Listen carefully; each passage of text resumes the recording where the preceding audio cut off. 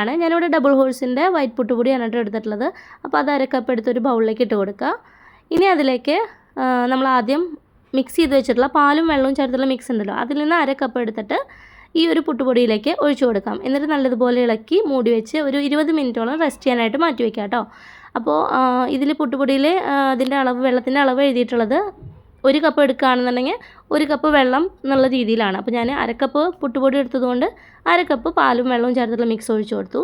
അങ്ങനെ 20 മിനിറ്റ് കഴിഞ്ഞിട്ടുണ്ട്. നമ്മുടെ പുട്ടുപൊടിയൊക്കെ സെറ്റായി. ഇനി അതിലേക്ക് 1 ടേബിൾ സ്പൂൺ പഞ്ചസാര, 1 നുള്ളു ഉപ്പ്, 1 ഏലക്കായുടെ കുരു പൊടിച്ചത്, പിന്നെ ഒരു 3 ടേബിൾ സ്പൂൺ നാളികേരം ചിരകിയത്, ഇത്രയും ചേർത്ത് കൊടുത്തിട്ട് കൈ വെച്ച് നല്ലതുപോലെ ഒന്ന് തിരുമ്മി യോജിപ്പിച്ച് കൊടുക്കുക. അപ്പോൾ ഇങ്ങനെ തിരുമ്മി എടുക്കുമ്പോൾ ആ നാളികേരത്തിൽ നിന്നും ആ നാളികേരപ്പാലിൻ്റെ ആ ഒരു ഫ്ലേവറും ടേസ്റ്റും ഒക്കെ ഈ പുട്ടുപൊടിയിലേക്ക് വരും.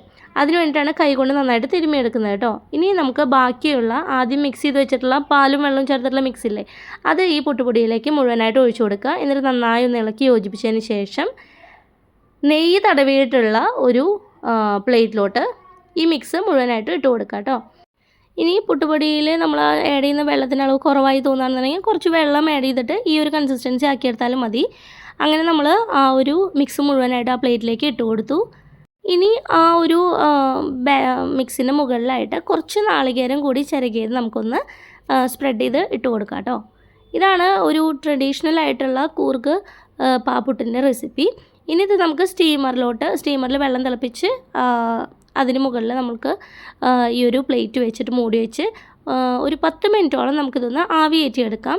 അപ്പോഴേക്കും നമ്മുടെ പാപ്പുട്ട് റെഡി ആയി കിട്ടും കേട്ടോ. ഇത്രയുള്ള പാപ്പുട്ട് എന്ന് പറയുന്നത് വളരെ എളുപ്പമാണ് ഉണ്ടാക്കിയെടുക്കാനായിട്ട്.